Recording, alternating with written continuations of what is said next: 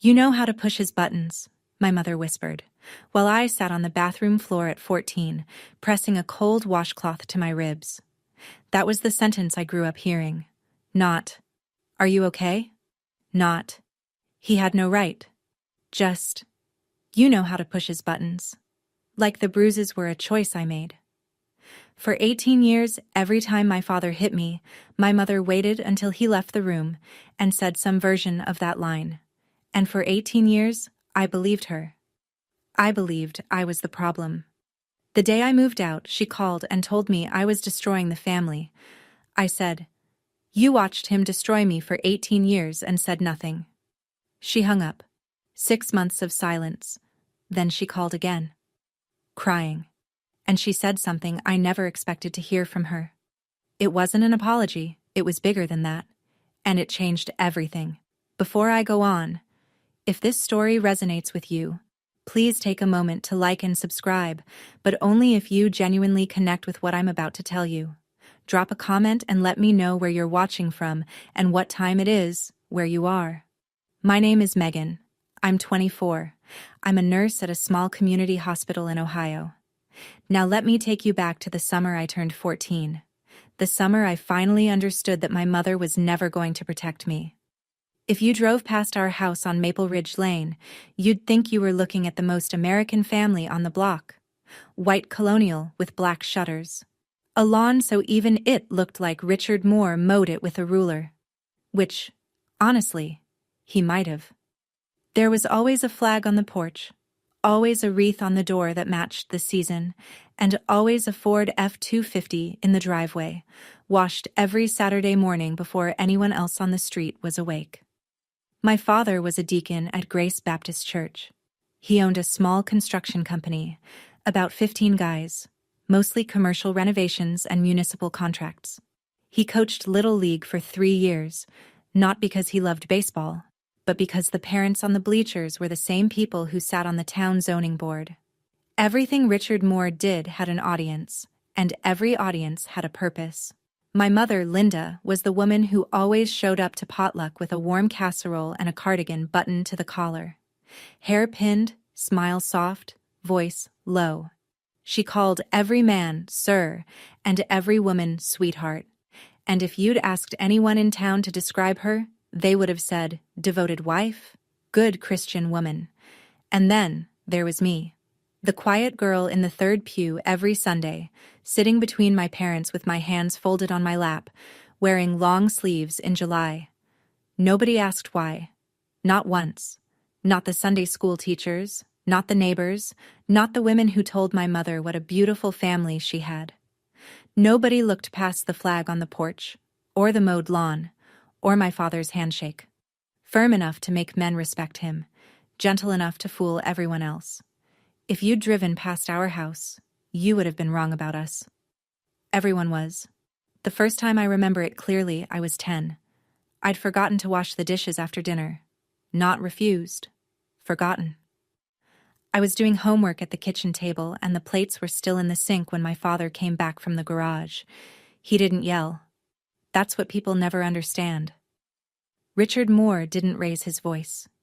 He pulled his chair back from the table slowly, set both hands flat on the wood, and said, in that low, even tone that still makes my spine lock, "Come here." The bedroom door closed. What happened behind it? I'm not going to describe. I'll just tell you that the next morning, I counted 3 bruises below my ribs on the left side, and I learned to wash the dishes before I sat down to do anything else. What I remember most isn't the pain. It's what came after. My mother walked into my room maybe 20 minutes later after his truck pulled out of the driveway. She sat on the edge of my bed. She didn't look at the bruises. She looked at my face, and she whispered, "You know Daddy doesn't like dirty dishes. Why do you keep pushing him?" Like I had pressed a button. Like what happened to me was a natural consequence of my own carelessness. I was 10. My brother Ethan was 4 at the time. He was in the living room watching cartoons while it happened. My father never touched him. Not once, back then.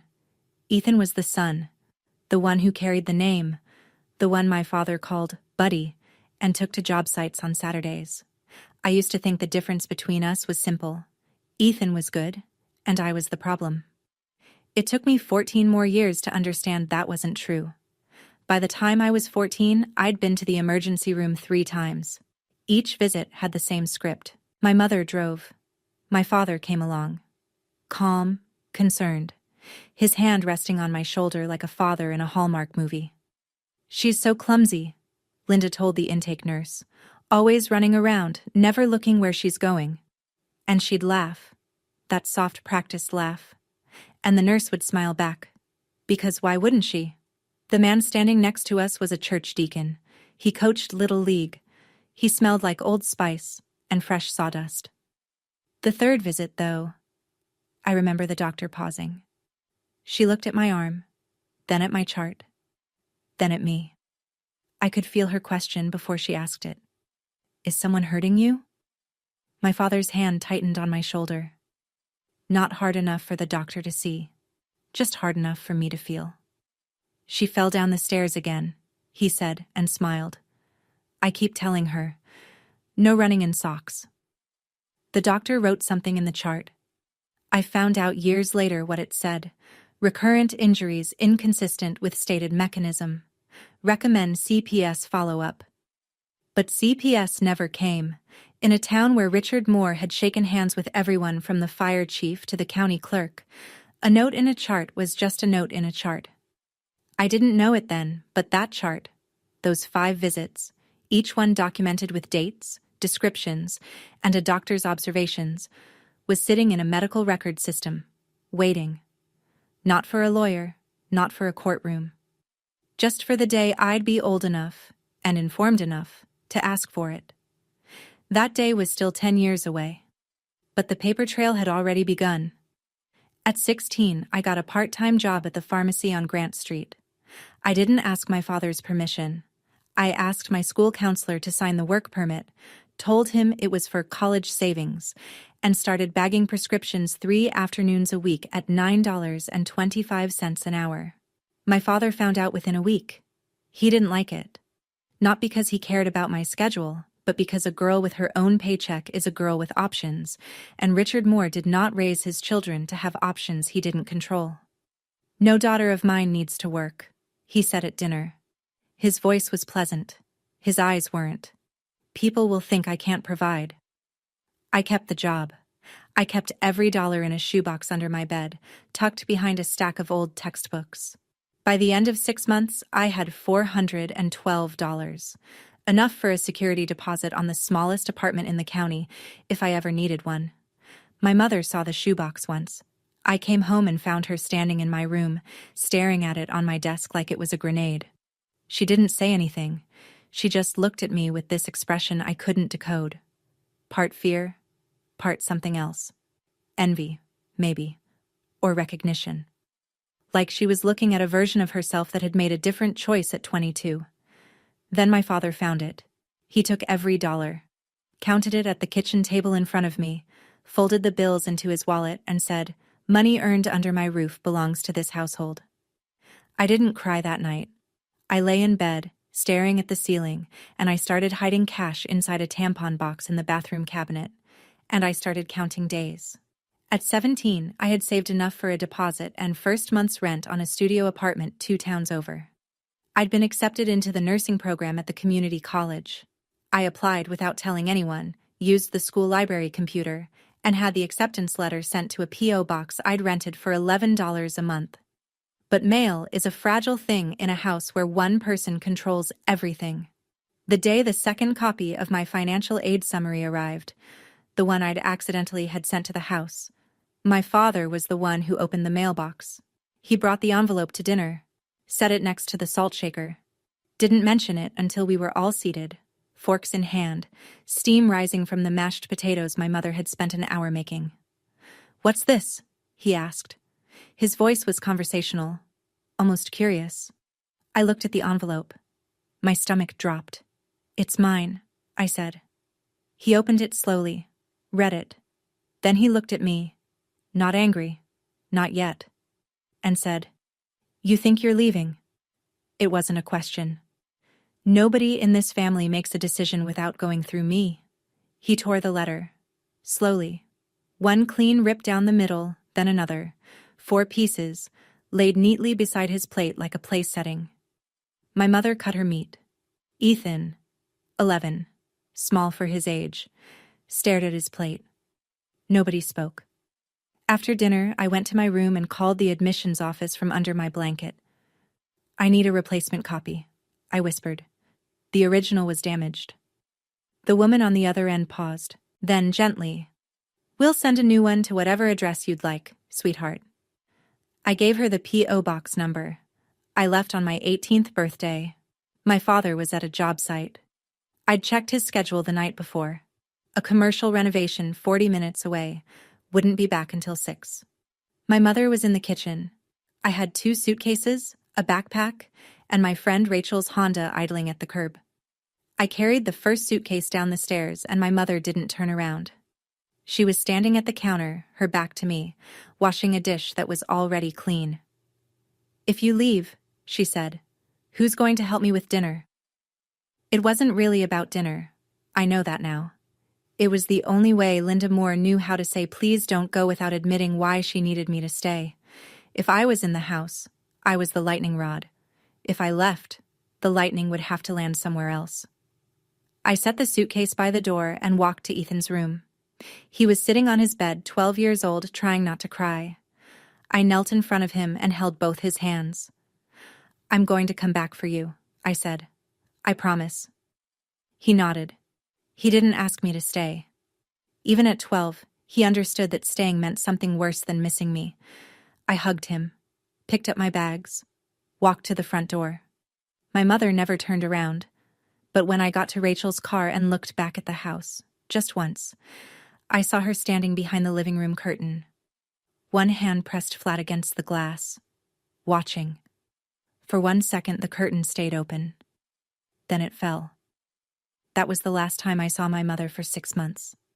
3 weeks after I left, I was sitting on the floor of my studio apartment, mattress on the ground, 1 lamp from Goodwill, curtains I'd bought at the IKEA clearance rack for $7. And for the first time in my life, I noticed something. Silence. Not the kind of silence that comes before a door slams, the kind that just exists. Peaceful. Ordinary. Then my phone rang. My mother's name on the screen. I almost didn't answer. But some part of me, the part that had spent 18 years hoping she'd choose me, picked up. She didn't ask how I was. Didn't ask about the apartment, the job, the program. She went straight to it. "Your father isn't eating. He's not sleeping. The house feels wrong without you." A pause.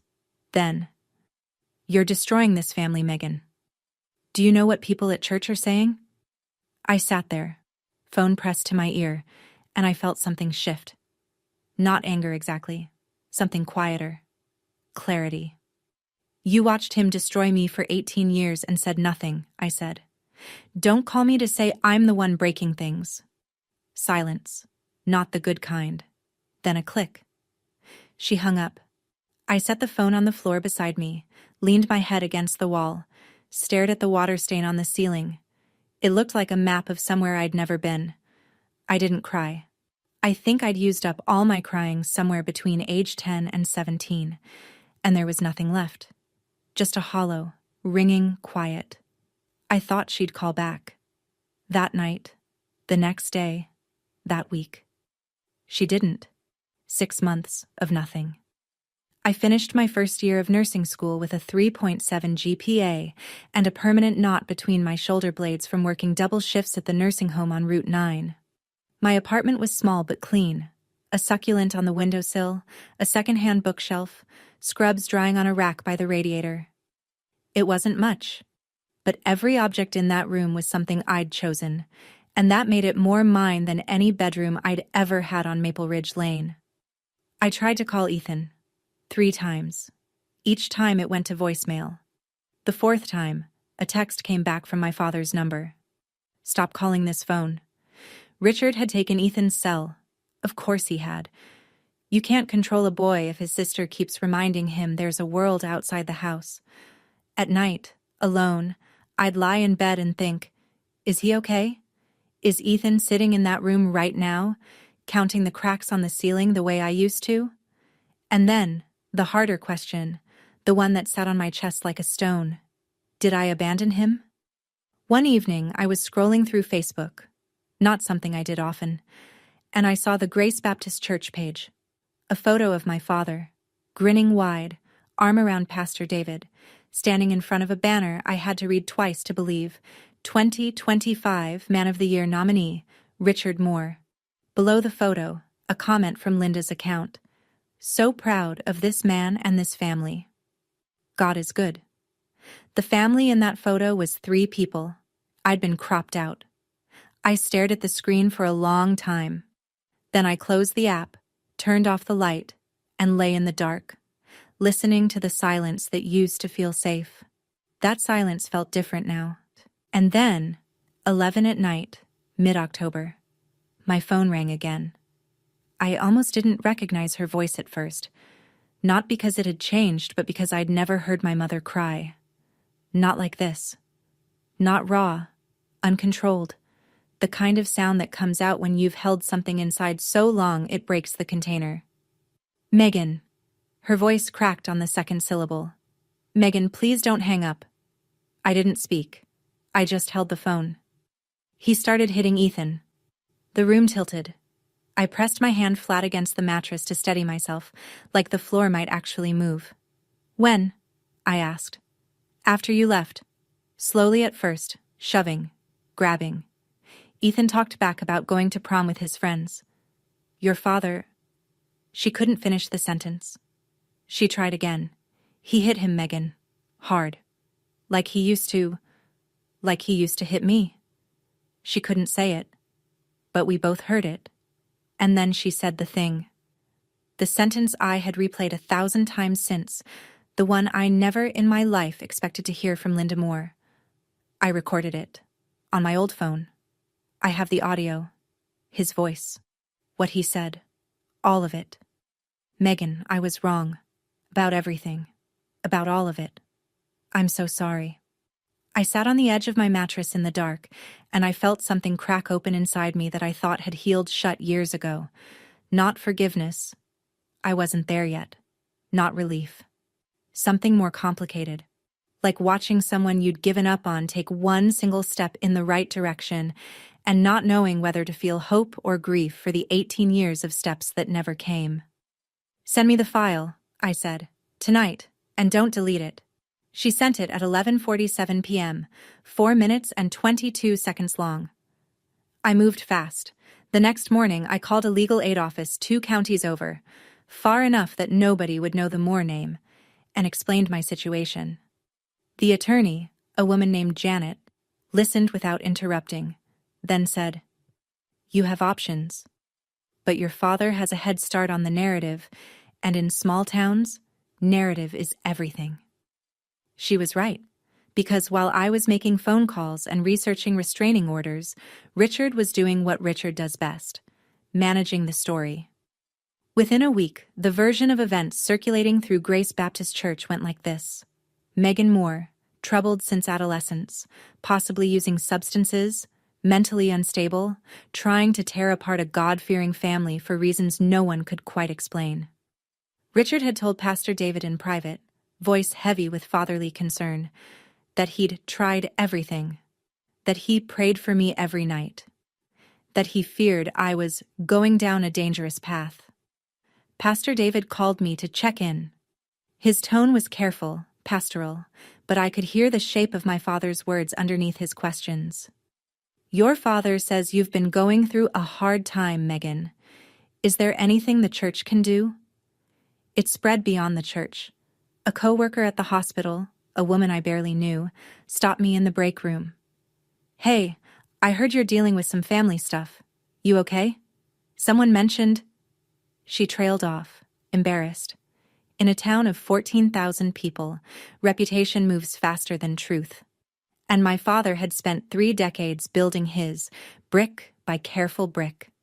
Who was going to believe a 24-year-old nurse over a deacon who'd poured the foundation for the church's new fellowship hall with his own crew? At cost? Nobody. Not yet. The thing about Richard Moore is that he doesn't just control people. He controls their exits. And Ethan's exit had a price tag, $38,000. That was the savings account my parents had built since Ethan was born. College fund, every birthday check from Grandma Dot, every tax refund bonus, all of it sitting in a savings account at First National, under Richard's name. Legally, that money was his to do whatever he wanted with, and he knew it. Ethan called me from a friend's phone one night, voice barely above a whisper. He'd been accepted into an engineering program. Good school, reasonable tuition, 2 hours from home, a real way out. He sat me down at the kitchen table. Ethan said. He didn't yell. He was calm. He said, "You want this money? You do what I say. No contact with your sister. You don't tell anyone what happens in this house. And you come to the Man of the Year ceremony. You wear the suit I bought you, and you smile." I closed my eyes. "Meg, I need that money. I can't afford it without it. I don't know what to do." There it was. The leash. The same one Richard had used on me, just with a bigger number attached. He wasn't a father saving for his son's future. He was a man who understood that the cheapest prison is the one you build out of someone else's hope. "Don't do anything yet," I told Ethan. "Don't agree. Don't refuse. Just wait." After I hung up, I sat at my kitchen table with a legal pad and wrote 3 things. 1. ER records, my right to request them. 2. Linda's audio recording, Ohio, one-party consent. 3. I needed a stage, and Richard had just built me one. 2 days later, my phone rang. Not my mother this time, my father. His voice was warm, relaxed, the voice he used at church barbecues and town council meetings, the one designed to make you forget he was capable of anything else. "Megan, sweetheart." He hadn't called me that in years. "I know we've had our differences, but I want to put that behind us. The church is doing a Man of the Year dinner next Saturday. The whole congregation's going to be there, 200 people, maybe more. I want our family up on that stage together. All 4 of us. Show everybody the Moores are solid." I held the phone and said nothing. "Pastor David thinks it'd be real meaningful," he continued. "The prodigal daughter comes home. People love that story." I understood exactly what this was. Not an olive branch, a stage direction. Richard needed the image of his family intact, his daughter, returned, smiling, standing beside him. Because the rumors he'd planted about me only worked if I stayed away. If I came back willingly, that proved it was all in my head. That proved he was the good father. Case closed. If I said no, he'd tell the whole town, "See? She's too far gone. Even her own father can't reach her." If I said yes, I'd walk back into his frame and disappear inside it. Either way, he won. Unless I came with a different script. "I'll be there, Dad," I said. He exhaled. Relieved. Victorious, even. "That's my girl." I hung up and stared at the wall. My hands weren't shaking. For the first time in my life, they weren't shaking before a conversation with my father. He'd invited me onto his stage. He didn't know I was bringing my own. The plan was simple, but it relied on people who'd spent their whole lives being anything but brave. I called my mother the next evening, told her what I was going to do. Bring the medical records, play the audio, and let the truth stand in front of the same 200 people my father had spent 30 years performing for. "I need you there," I said. "I'm not asking you to speak. I'm just asking you to stand." The silence on the other end lasted so long I checked to see if the call had dropped. "Megan, I can't." Her voice was small. The same voice she used at the dinner table when my father asked why the roast was dry, or the laundry wasn't folded, or the house wasn't quiet enough. The voice of a woman who'd been trained year by year to make herself as small as possible. You don't know what he'll do. Everyone in that church trusts him.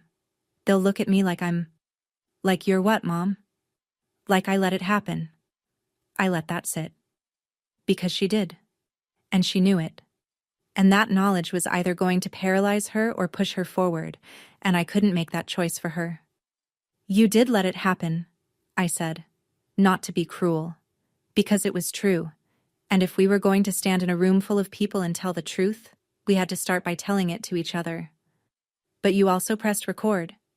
And that matters. Another silence. Longer. I'll try, she whispered. I'll try to be there. I hung up knowing that try wasn't a promise. My entire plan depended on a woman who'd spent 28 years learning how to disappear, and I was asking her to be visible. The next morning, I drove to the county hospital where I'd been taken 5 times before the age of 16. I knew the building. I knew the system. I was a nurse. I'd spent 2 years working inside healthcare records infrastructure, and I knew one thing with absolute certainty. Under HIPAA, every patient has the legal right to request their own medical records. No court order needed. No lawyer required. Just a signed authorization form and valid ID. The Health Information Management Office was in the basement. Fluorescent lights, beige carpet, a desk stacked with file boxes. The woman behind it was in her 60s, reading glasses on a chain, name tag that said, Barb. I need copies of my records, I said. Emergency department visits. All of them. She looked at my ID, typed my name, and paused. Then she took off her glasses and looked at me. Really looked. The way nobody in this town had looked at me when I was 10, or 12, or 14. I remember your name, she said quietly. 5 ER visits before you turned 16. I always wondered what happened to you. I didn't answer that. I didn't need to. Standard processing is 7 to 10 business days, she said. The dinner you're talking about, the one at Grace Baptist? I hadn't told her about the dinner. She shook her head slightly. Small town, honey. Everybody knows about that dinner. She turned back to her computer. I'll have these ready by Thursday. Thursday was 2 days before the ceremony. I walked out with a receipt and a timeline. The records would show 5 visits, 3 with the same notation. Injuries inconsistent with accidental mechanism. 1 with a recommendation for CPS follow-up that never happened. Paper has a long memory, even when people choose to forget. 2 days before the ceremony, Richard Moore threw a barbecue. I heard about it from Ethan, who whispered into his friend's phone from the backyard while my father stood at the grill, holding court. A dozen men from the church, elders, deacons, committee chairs, eating pulled pork and laughing at Richard's jokes in the same backyard where, 6 weeks earlier, he'd grabbed Ethan by the collar hard enough to tear the stitching. He's telling everyone you're coming home, Ethan whispered.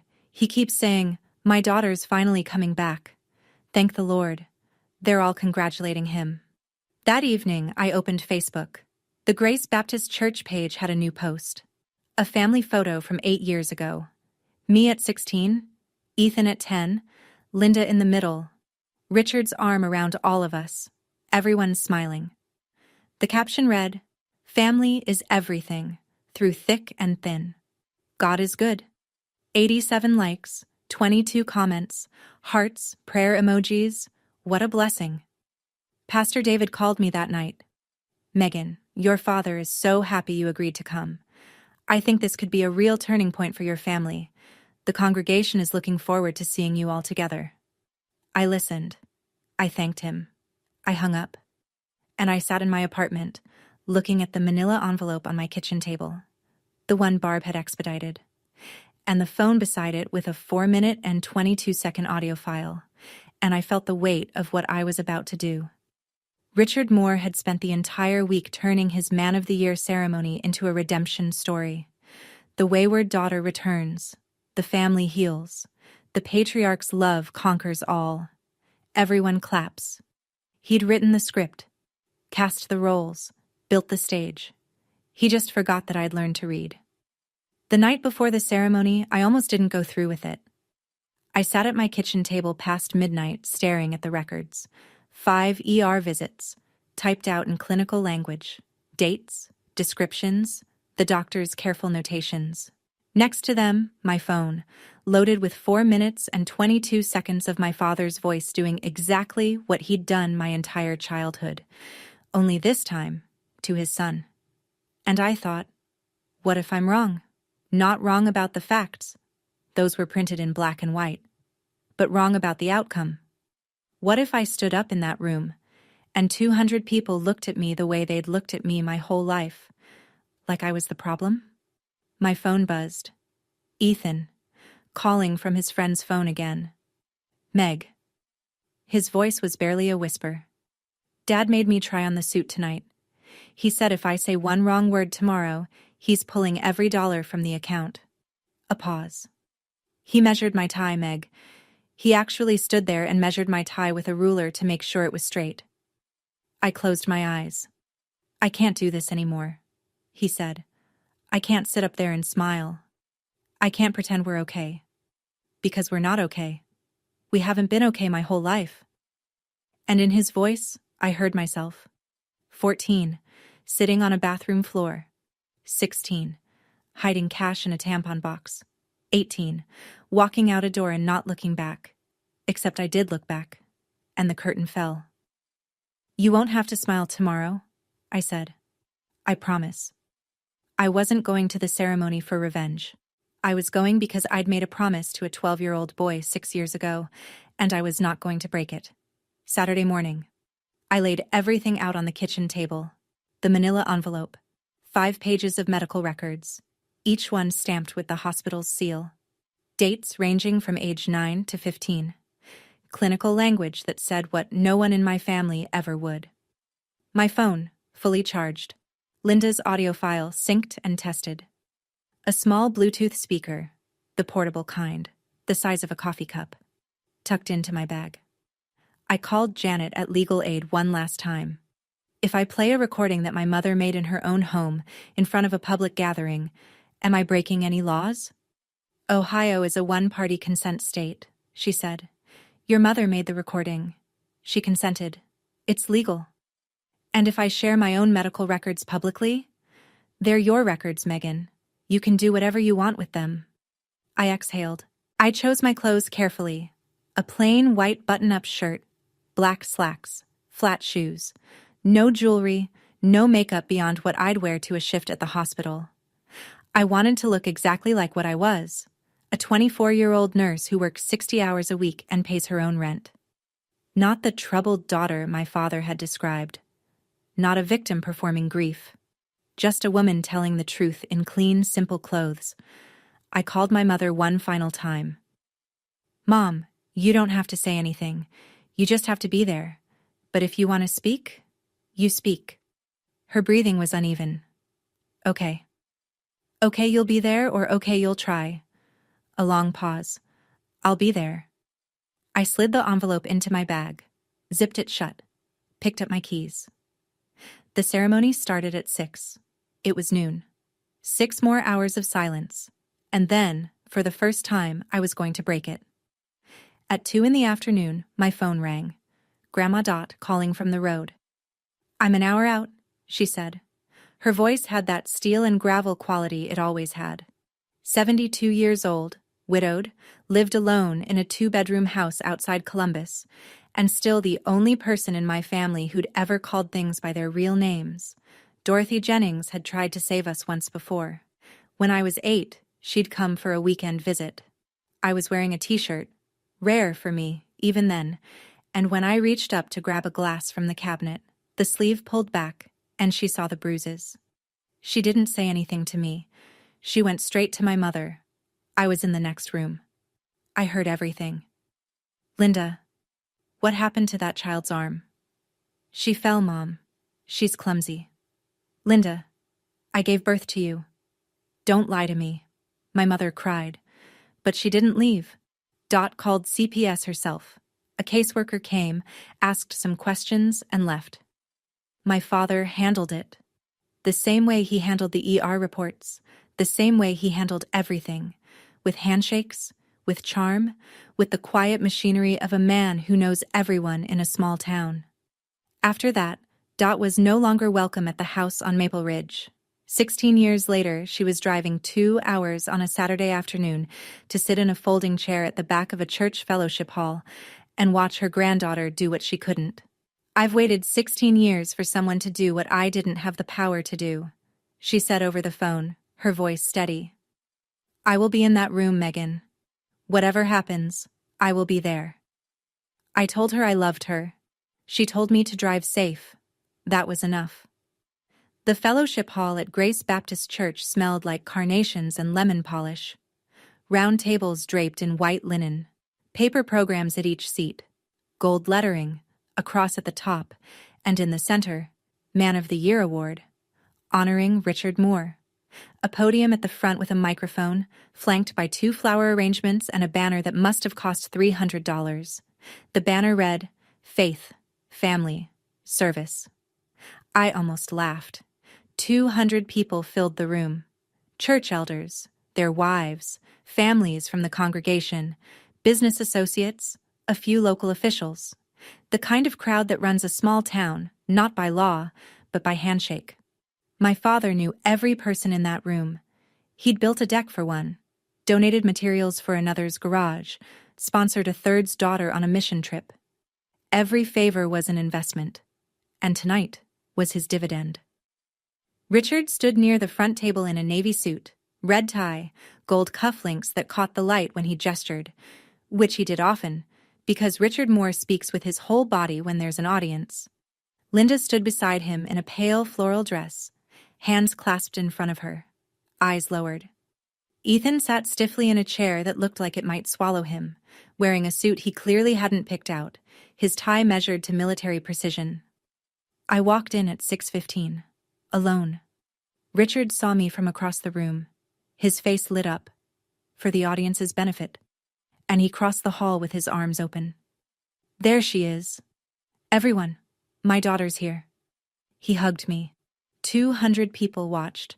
A few clapped. I didn't return the hug. I didn't pull away either. I just stood still, arms at my sides, feeling his hands on my back. In my bag, the manila envelope pressed against my hip. Dot sat at a table in the back, watching. At 7 o'clock, Pastor David stepped to the podium. Tonight we honor a man who has served this church and this community with unwavering dedication. A man of faith, a man of family, a man whose hands have literally built the walls around us. Laughter, applause. Please welcome our Man of the Year, Richard Moore. Standing ovation. 200 people on their feet. My father walked to the podium the way he walked into every room, shoulders square, chin up, eyes sweeping the crowd like a man surveying land he owned. He gripped the podium and smiled. Thank you, Pastor David. Thank you, Grace Baptist. He paused, measured, the way he always paused, not because he needed to collect his thoughts, but because he understood that silence creates anticipation. This past year has tested my family. Some of you know, my daughter and I had a rough patch. A sympathetic murmur from the crowd. But she's here tonight. He looked at me. Because that's what family does. We come home. More applause. A woman at the table next to mine whispered, "Bless his heart." Then he said it. "Megan, come on up here, sweetheart. Stand with your old man." 200 faces turned to me. The weight of expectation, social, communal, religious, pressed in from every direction. If I stayed seated, I was the ungrateful daughter. If I went up and played along, I was his prop. I stood, picked up my bag, walked to the stage. Richard beamed. He put his arm around my shoulder, the same shoulder he'd gripped in the ER a decade ago, and squeezed. I looked at his hand, then I reached up and gently moved it off. Not violently, not dramatically. I just took his hand and placed it back at his side. The room went quiet, and I saw it in his eyes, for the first time in my life. Fear. I stepped to the microphone. Thank you, Pastor David, for letting me stand here tonight. My voice was steady. I'd practiced this in my apartment 3 times. Not the words, just the steadiness.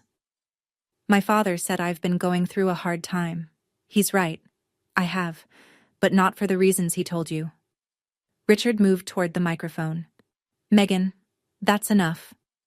I stepped to the side out of his reach and kept going. I was admitted to the county emergency room 5 times before I turned 16. Every time, my parents told the doctors I'd fallen. Every time, the medical staff documented something different. I unzipped my bag and pulled out the manila envelope, Set it on the podium, open, the hospital stamp visible. These are my medical records, my own records, which I have every legal right to share. They describe, and I'm quoting, recurrent injuries inconsistent with stated mechanism. On one visit, the attending physician recommended a child protective services follow-up. It never happened. Silence. Not the comfortable kind, the kind where 200 people realize they're holding their breath. Richard's face had gone white. His mouth opened, but nothing came out. For a man who'd built his entire life around controlling the room had just slipped out from under him. These records are right here, I said, on this podium. I'm not asking anyone to take my word for it. I'm asking you to read. A woman in the second row pressed her hand to her mouth. An older man I recognized from the deacon board leaned forward in his chair, staring at the podium like he was seeing it for the first time. Richard found his voice. She's lying. She's been unstable for years. I told you all. I didn't argue. I just opened the envelope and fanned the pages across the podium. Read, I said. Richard pivoted to Pastor David, who was standing at the side of the stage with his hands frozen at his waist. David, this is a family matter. We don't need to. There's one more thing, I said. I took my phone from my bag and set the Bluetooth speaker on the podium. My hands were calm. I'd checked the volume twice in the parking lot. I pressed play. The sound that filled the fellowship hall was unmistakable. My father's voice, not the warm, measured baritone that charmed 200 church members, but the real one, the one that lived behind closed doors. Low, cold, absolute. You talk back to me one more time. A sharp sound. Something hitting something. Then Ethan, my brother, 18 years old, crying out, "Sit down, shut up. In this house, what I say goes." 4 minutes and 22 seconds. The speaker wasn't loud, but in a room that quiet, it didn't need to be. Every word reached every table. Every gasp was audible. A mother near the back pulled her young son closer. One of the deacons, a man who'd been at the barbecue 2 days earlier laughing at Richard's jokes, stood up and walked out without a word. I stopped the recording. This was recorded by my mother, Linda Moore, in our family home. Last month. Under Ohio law, she had every right to record it. She was present. She consented. I looked at the room. Some faces were stunned. Some were crying. A few looked angry. At me, maybe, or at themselves for not seeing it. One woman near the front was shaking her head slowly, over and over, like she was trying to unsee something. Richard gripped the edge of the podium. You can't, that's private, that's my family. It stopped being private, I said, when it left bruises. A chair scraped at the back of the room. My grandmother stood up. 72 years old, gray cardigan, no-nonsense flats, the kind of woman who irons her napkins and doesn't suffer fools. She didn't walk to the stage. She didn't need to. Her voice carried. My name is Dorothy Jennings. I'm Linda's mother. 16 years ago, I saw bruises on my granddaughter's arms and I called Child Protective Services. Nobody followed up. Because Richard Moore knows everybody in this town, and everybody in this town wanted to believe the lawn was as perfect as it looked. She paused, looked around the room, slowly, deliberately, making eye contact with people she'd known for decades. You all shook his hand every Sunday, I don't blame you, but now you know. She sat down. And then Ethan stood. My brother, 18, thin, still wearing the suit Richard had picked out, and the tie Richard had measured, rose from his chair with his hands trembling at his sides. The room turned to him. I'm Ethan, he said. His voice shook, but he didn't stop. I'm 18, and my dad hits me. My sister is telling the truth. He didn't elaborate. He didn't need to. He sat back down, and I saw his hands gripping his knees under the table, white-knuckled, holding himself together. Then Linda stood. My mother, who had spent 28 years sitting, standing, walking, breathing within the perimeter of what Richard Moore allowed, stood up in the third row of a church fellowship hall in front of 200 people and said 6 words. I was silent too long. She's right. Then she pressed her hands to her face and cried, 3 people, 3 generations, and a room full of witnesses who could never unhear what they'd just heard. Pastor David stepped forward. He stood at the side of the stage for a long moment, his hand on the back of a chair, looking at the floor. When he looked up, his face carried something I hadn't expected. Not shock, but shame. The quiet, specific shame of a man realizing he'd been standing 3 feet from the truth and looking the other way. Richard, he said. His voice was level, but the warmth was gone. I need to speak with the deacon board.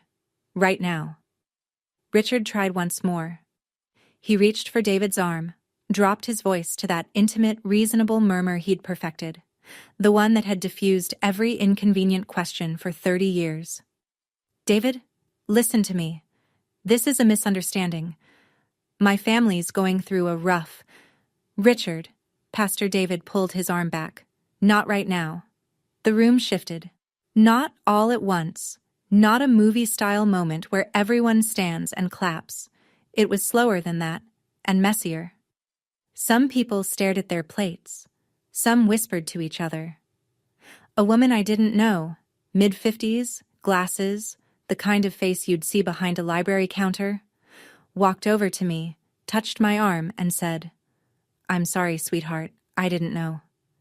Now you do, I said. A few of Richard's closest friends, the barbecue men, the ones who'd heard his version of events for years, sat frozen. One of them got up and left without speaking to anyone. Another stared at Richard with an expression I recognized, the look of a man rearranging everything he thought he knew. Not everyone believed me that night. Some never would. But enough did. I stepped off the stage, walked to Ethan, took his hand. Linda followed. We left through the side door, and I didn't look back. 72 hours. That's how long it took for the life my father had built to come apart. 24 hours after the ceremony, the deacon board met. I wasn't in the room, but Ethan heard from a friend whose father was on the board. The vote to remove Richard from his position was unanimous. Not a single voice in his defense. The same men who'd eaten his pulled pork and laughed at his jokes sat in a circle and voted him out without debate. 48 hours. The 2 largest contracts Richard's company depended on, both sourced through church connections, were canceled. The first was a $180,000 renovation of the church's east wing. The second was a $95,000 community center project for the county, referred by a deacon's brother-in-law. Both pulled out with the same polite, devastating language. We feel it's best to go in a different direction at this time. 72 hours. I drove Linda and Ethan to the county courthouse. We filed for a temporary restraining order. The petition included my medical records, the audio recording, and a sworn statement from Ethan. The judge reviewed it in chambers. Not a dramatic courtroom scene, just a tired woman in a small office reading through pages and listening to 4 minutes of audio on her laptop speakers. She granted the order before lunch. Richard Moore was barred from coming within 100 yards of his wife, his daughter, and his son. He was ordered to vacate the house on Maple Ridge Lane. The house, it turned out, had both their names on the deed. Linda had been on the title since they purchased it in 1998. Richard had acted like he owned it alone for 26 years. He didn't. He packed 2 bags and moved into a rental on the other side of town. The lawn on Maple Ridge was already getting long. The day after the restraining order was granted, Richard walked into First National Bank and withdrew every dollar from Ethan's savings account. $38,000. Gone before the teller finished counting. He thought it was a punishment. One final act of control. If he couldn't own his family, he'd make sure his son paid for leaving. But Grandma Dot had planned for that. Your grandfather always said, "Never let a bully hold the checkbook," she told me over the phone, her voice matter-of-fact, like she was reading a grocery list. I listened. 5 years earlier, quietly, without telling anyone, Dot had opened a 529 education savings account in Ethan's name. $200 a month pulled from her late husband's pension. $12,000. Not a fortune, but enough to keep the door open. And then the church did something I didn't expect. Within a week of the ceremony, a group of women from Grace Baptist, the same women who'd brought casseroles to our house, who'd told my mother what a beautiful family she had, organized a scholarship collection for Ethan. They passed an envelope at the Sunday service. They posted about it on the church Facebook page. They sent checks in the mail. By the following Sunday, $8,400. $12,000 from Dot. $8,400 from the community, a financial aid application that Ethan and I filled out together on my kitchen table on a Tuesday night, eating takeout pizza on paper plates. It wasn't $38,000. It wasn't the golden path Richard had dangled and yanked away, but it was enough. And the best part? Richard's decision to drain the account became the final proof of who he was. The man who stole his own son's college fund out of spite. Even the people who'd been on the fence stopped defending him after that. The leash was cut. 2 weeks after the ceremony, I drove to the house on Maple Ridge. It was strange, pulling into that driveway without the Ford F-250 taking up the whole width of it. The flag was still on the porch. The lawn was uneven. The wreath was last season's. Linda was in the kitchen. Not cooking. Just sitting at the table, looking out the window at the backyard where the barbecue grill still sat, uncovered, rusting at the legs. The house was quieter than I'd ever heard it, and for the first time, the quiet wasn't a warning sign.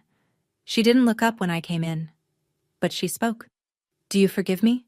I pulled out the chair across from her, sat down, looked at my mother, really looked at her, and saw a woman I was still learning how to see.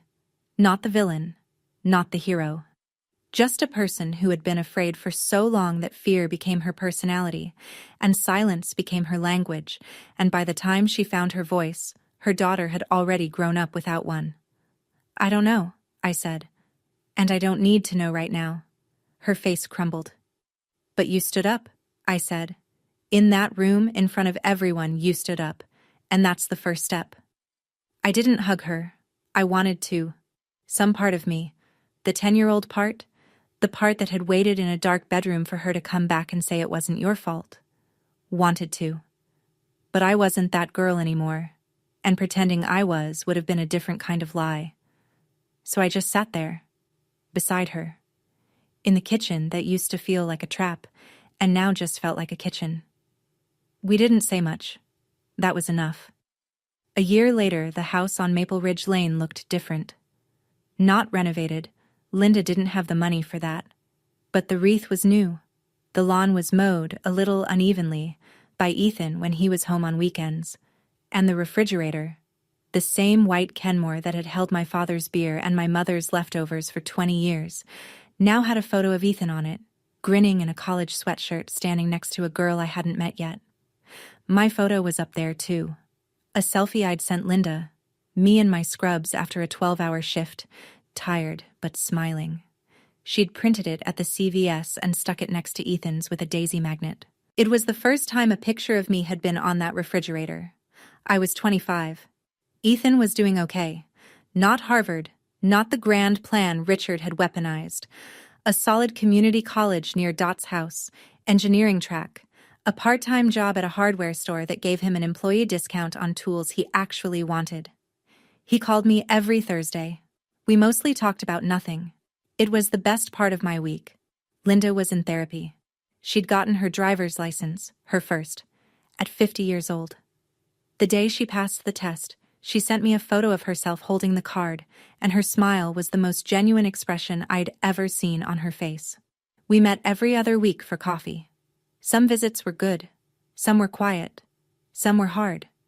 But they existed, and that was more than I'd had for 18 years.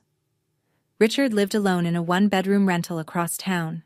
He'd lost the deacon seat, the contracts, the house, and the story he'd told himself about who he was. Some people still believed him, but fewer every month. He never apologized. I stopped waiting for him to. I'm not telling you this story to teach you something. I'm not a therapist. I'm not a life coach. I'm a nurse who works 60 hours a week and owns one nice pair of shoes. I'm telling you because for 18 years I thought I was the problem. I thought that if I were quieter, softer, more careful, if I could just stop pushing his buttons, my father would stop hurting me. And the person who should have told me that wasn't true was standing right there the whole time, whispering the opposite. So if anyone listening to this right now is sitting in a room where someone keeps telling you that you're the reason things are broken, you're not. You were never the reason. Silence isn't loyalty. Leaving isn't betrayal. And you never owe your image to someone who shattered yours. My mother was wrong for 18 years. But she was right once, the night she pressed record. And that one act of truth, late as it was, changed the course of 3 lives. I don't know if I'll ever fully forgive her. Forgiveness isn't a light switch. It's not something you decide once and it's done.